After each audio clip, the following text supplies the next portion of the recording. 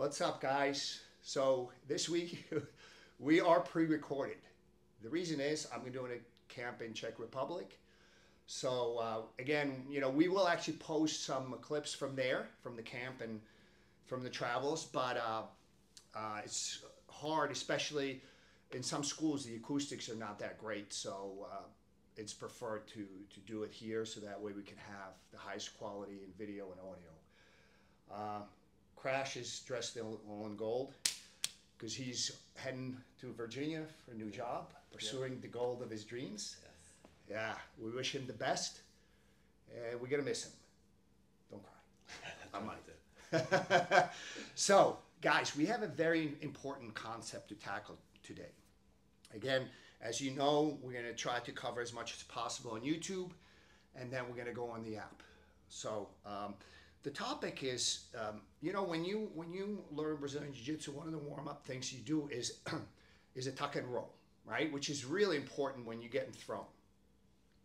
So when you're getting thrown, you really need to do this well. So really pay attention. But this is a concept that's extremely important in pretty much all aspects of Brazilian Jiu-Jitsu when you're attacking, when there's a risk that you're going to roll through. And I'm just going to go over a couple examples, but you start to apply this concept to other parts of your game. So one of the things, we're going to do it from arm drag. Another one, one of my favorite attacks is sort of when I attack from top turtle, where the guy makes me roll through. So when you're rolling through, guys, your hand usually shows the way. So one hand kind of leads. And when I say it leads, it might be behind the other one. So if I'm going this way, so even though this one is technically ahead of it, but this is the way I'm rolling. When you're rolling over the left arm, right, it's very important for you to turn your head and brace your neck with the opposite shoulder. So let me say that again. So if I'm leading with my left, I may be posting with my right. So basically, this is the hand that shows the way.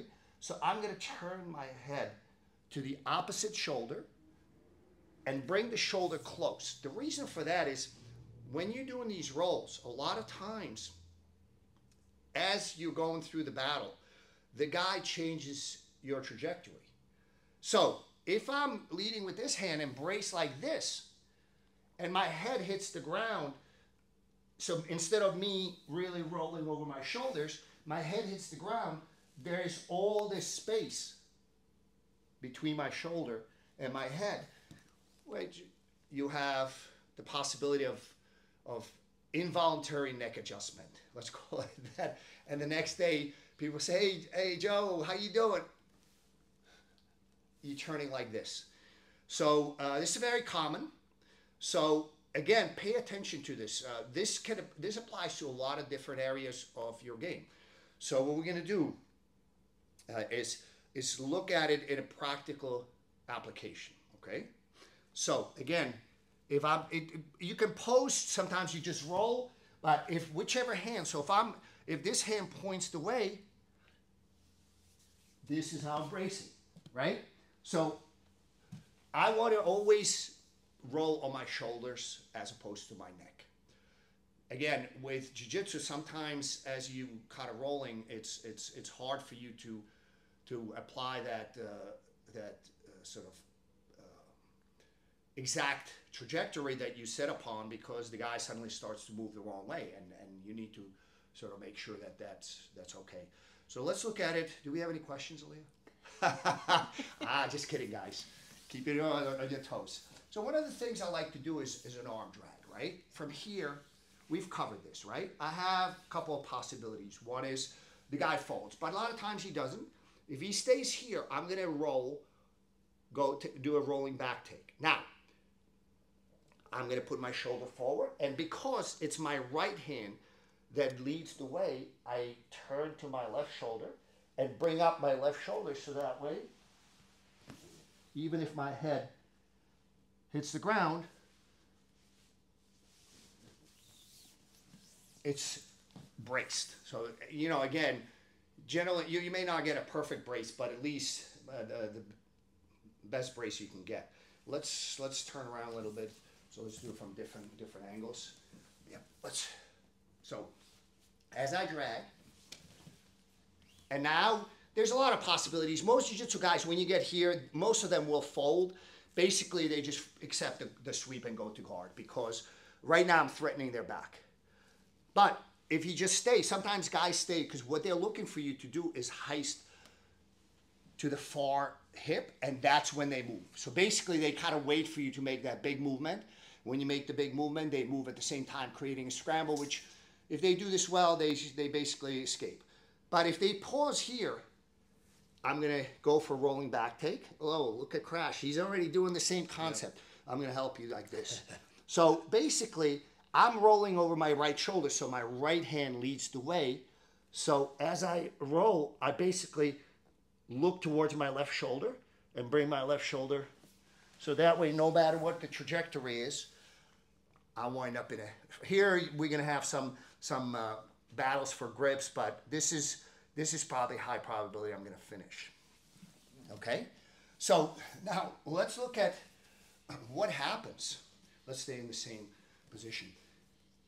What happens if the guy actually, as you start to move, he actually tries to roll over the far hip? So now we're going to change completely, because if I try to do this, I'm going to wind up top half guard. So if I continue and I do this and Crash, yeah, go, yeah. I'm going to wind up, yeah, this is a bit of a scramble. You know, I go, yeah, hopefully it won't wind up like that. But basically, that's what the guy in the turtle is aiming for. When you get, you know, again, it all just starts with a good arm drag. Just notice, guys, my arm drag is different. We've covered that. So just do the search of Fox BJJ and put in arm drag, or if you're on the app, it's even easier. Again, guys, good. Get the app. Guys, getting really good reviews. People seem to really enjoy it. And I appreciate the reviews, guys. So Marcelo Garcia does, so arm drag this way, which is a really good one. I personally prefer this way. For me, it's if I do the other arm drag, if he gets an underhook. For me, I don't have a good lift with butterfly guard. So for me, it becomes, now he crushes my hips, crushes my torso, and starts to pass. I prefer this one. I use it both open guard when he's on his knees, open guard when he's on standing. So we've covered that. So let's look what happens if we hit a decent drag, and as I'm heisting, so slow. As I'm heisting, I realize, okay, I'm gonna now lead with my left hand. So basically, I'm gonna turn my head to my right shoulder. So now I change. I led with my left hand. So now I have to brace with the right shoulder. Notice I don't have the bottom hook. They tell you that's all important hook. What do I tell you in the past? It's not about the hooks, it's about the cradle. Because right now, we're done. I'm already anchored, so even if Crash manages to somehow, this is done. I don't really care about the hooks as much as I care about the cradle and controlling his shoulders. So usually I focus on head control, head and arm control. I try to cradle the hips long enough that he cannot twist and completely change from, you know, maybe facing up to the ceiling or facing to the walls to facing down and coming into my guard. So let's look at it again. I basically changed oh crap, we're out of time already. All right, let me finish this one. All right. So yeah, let's here. Now he changes, and I didn't hit a good angle, but it doesn't matter. This is done.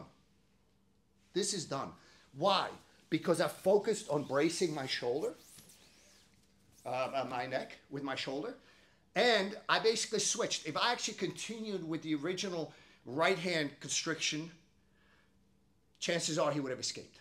So you need to read this, but also when you're reading this, when you're switching, especially that far side, if you look at some world-class guys, they do it fast, but there are a a lot of times they're posted on their head like full bore. But understand that those guys also do a lot of neck exercises, which is always good. So you need to make sure that you protect your neck as much as you possibly can. All right, guys, turns out we're out of time. So we're going to continue this topic on the app, okay?